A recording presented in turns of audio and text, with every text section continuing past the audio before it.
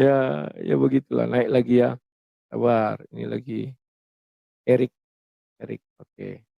Wah, ini Pak Erik nih, dari Madura kalau nggak salah nih.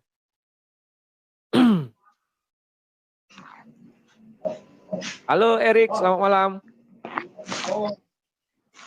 Selamat malam. Erik, malam. Silakan, apa yang mau ditanggapi atau mau apa, silakan.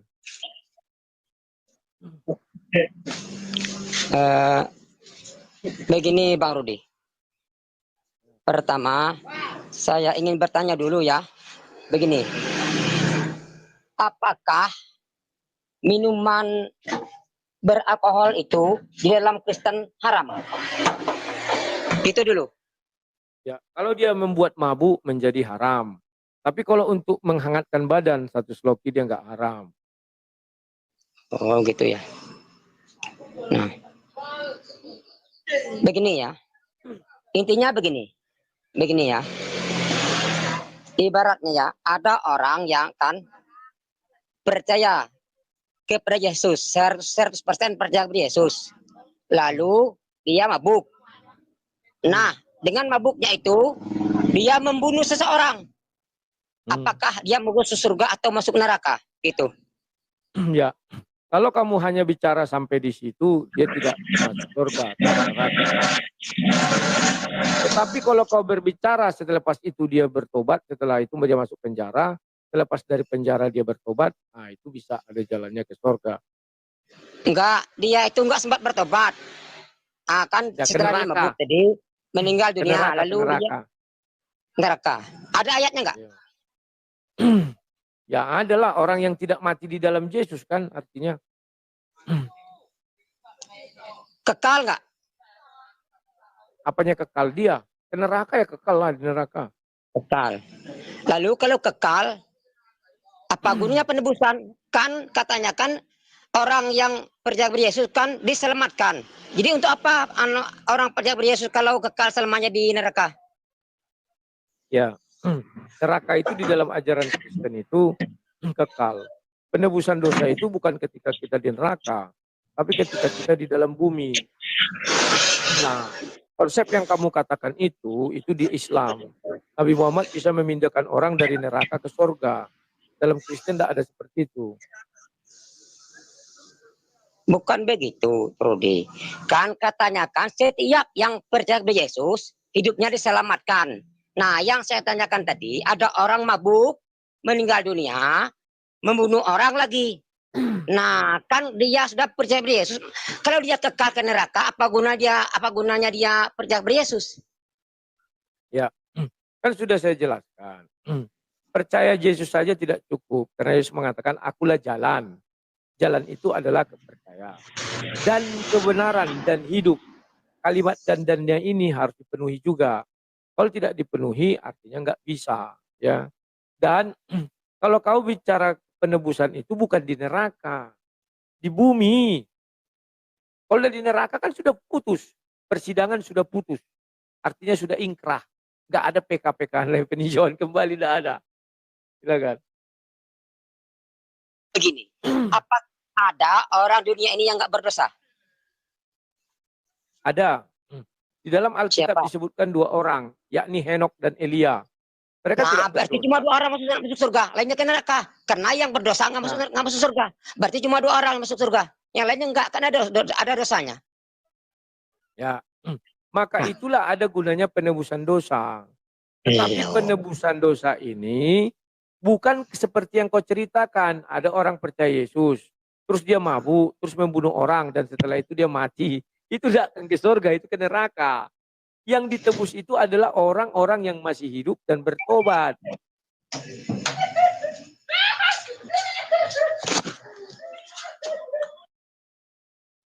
Halo? Mikmu mati tuh. Halo Erik. Oh berarti si Erik ini lagi diketawai kawan-kawannya. Mana dia lari? Jadi kawan-kawan mereka ini sampai sekarang tidak ngerti konsep penebusan dosa. Yang seperti itu hanya ada di dalam ajaran Islam. Sahih Bukhari 6080. Dikatakan bahwa di hari akhir nanti Nabi Muhammad bisa memindahkan orang dari neraka ke surga. Itu untuk menjawab surah 19 ayat 71. Bahwa mereka akan di laundry dulu di neraka, dicuci, baru dipindahkan ke surga dengan syafaat dari Nabi Muhammad. Pertanyaan saya, saat itu Nabi Muhammad sudah di mana? Kok masih bisa bersyafaat? Apakah sudah di surga ataukah di dalam, kan kalau menyelamatkan orang di dalam neraka apakah harus turun ke dalam neraka? Kan begitu kawan ya. Paham maksudnya? Atau cukup dia dari surga atau dari mana meminta syafaat maka orang itu pindah pindah, cup kayak mancing, dipancing, ditarik gitu kan, cup pindah ke sana. Pancing cup pindah. Kan begitu. Itu menurut versi mereka penebusan dosa ya biarin aja. Dan mereka pernah menyamakan dengan Katolik ya purgatori dia. Kan lawak kawan. Berarti kalau orang itu menyamakan itu artinya tafsir yang keliru. Berarti banyak tafsir-tafsir Katolik yang dibuat mereka jadi keliru oleh orang-orang itu. Kan lawak. Bukan oleh Nabi. Orang-orang itu kan orang itu yang kemarin habis ya. Jadi itulah kawan-kawan yang harus kalian pahami ya.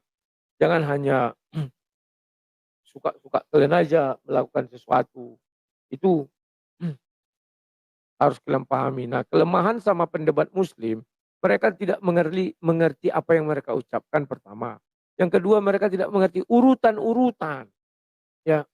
Makanya ketika saya Ibu Yuni tadi saya bacakan surah 7.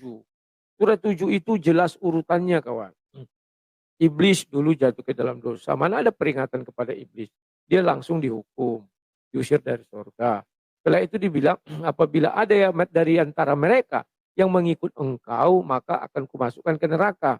Ternyata Adam dan Hawa mengikut iblis, kok nggak dimasukkan ke neraka? Mereka bingung lagi di situ kawannya. Sama dengan Ibu Yuni percaya dia masuk dalam kerajaan surga berdasarkan janji. Kalau gitu kenapa dia tidak percaya janji saya? Kata dia, karena janji Allah tidak ada yang meleset. Ya mana yang tidak meleset janji Allah? Karena bisa dia tunjukkan. Kalau di Kristen kita percaya kepada Yesus atau kita percaya kepada Bapa di sorga, karena sudah ada yang dimasukkannya ke dalam sorga. Kalau Bapa di sorga, Henok dan Elia dimasukkan dalam sorga.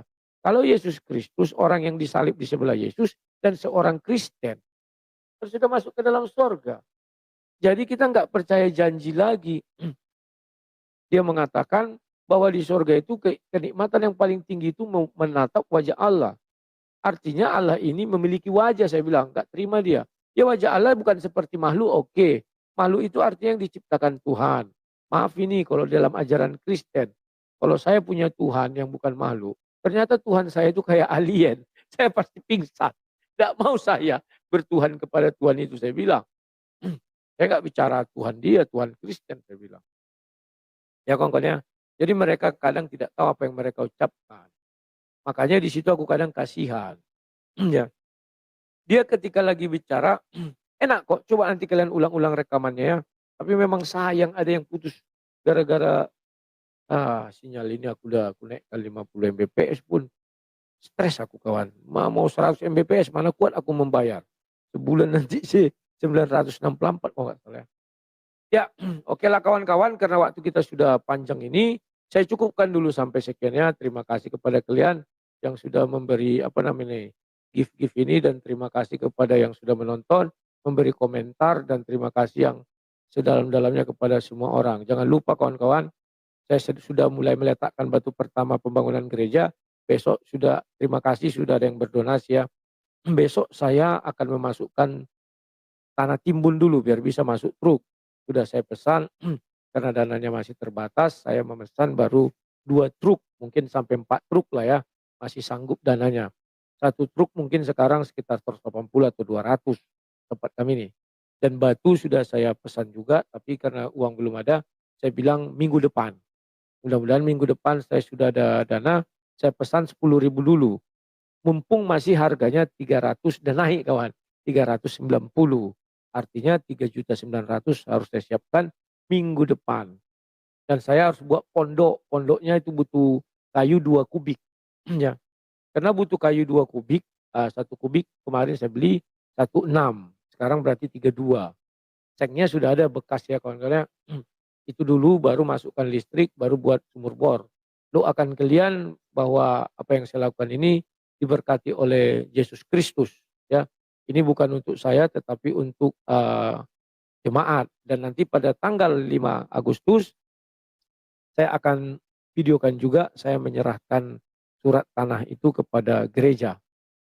Jadi tidak ada lagi kalian pikir, pura-pura si Rudi surat tanahnya belum diserahkan, nanti saya serahkan, saya kasih langsung sama mereka. Artinya pada saat saya memberikan surat tanah itu resmi milik mereka, dan hari itu juga saya bisa diusir dari tanah itu kalau mereka mau. Oke kawan-kawan ya, sekian dan terima kasih, sampai jumpa.